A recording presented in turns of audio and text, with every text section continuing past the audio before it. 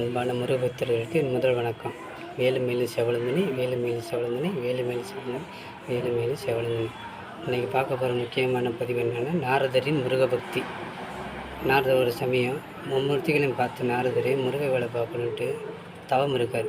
அவரோட தவத்தின் பயனாக முருகவேல் காட்சி கொடுக்குறார். காட்சி கொடுத்து அவர் என்ன வர வேண்டும் கேள் நாரதாங்கிறார். அதுக்கு நாரதர் கேட்குறாரு, ஐயனே, உனது 2 திருவடியையும் மறவாத மழ வேண்டும் அப்படின்னு கேட்குறாரு. அதுக்கு நாரதர் கேட்டதுக்கு முருகன் என்ன சொல்கிறாரு, அப்படியே ஆகட்டும், வார்த்தை வாங்கிக்கோங்க. சரி, இன்னொரு வரம் ஏதாவது கேள்வி தாருங்கிறார். நம்மளாக இருந்தால் என்ன செய்வோம், ஜாக் பாக்கெட் அடிச்சிருச்சு, இன்னும் 1-2 வாரத்தை சேர்த்து வாங்கிக்கலாம் அப்படின்னு மனசு இயங்கியிருக்கும், அலை பாய்ஞ்சிருக்கும். ஆனால் நாரதர் அப்படி செய்யலை. இன்னொரு வரம் கேட்கும் கெட்ட புத்தி வராமல் இருக்க வேண்டும் பெருமானே அப்படின்னாரு.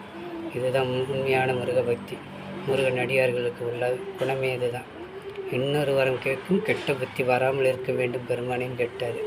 முருகனை சரிச்சிட்டே போயிட்டார். இது கதையல்ல. அதாவது திருச்செந்தூர் திருப்புகளில் ஒரு இடத்துல அருணகிரிநாத சாமி அதை பதிவு பண்ணுறாரு ஒரு வரியில். முருகன் அடியார்கள் முருகனோட திருவடிகளை தான் அவங்களோட நோக்கமாக இருக்கணும். இதுவே நம்மளும் கடைபிடிச்சி முருகனோட திருவடியை பிடிச்சிக்கணும். ஓகே, மேலும் அடுத்த பதிவில் சந்திப்போம். வேலு மேலும் சேவலந்தனி, வேலு மேலும் சேவலந்தனி, வேலு மேலும் சேவலந்தனி. வணக்கம்.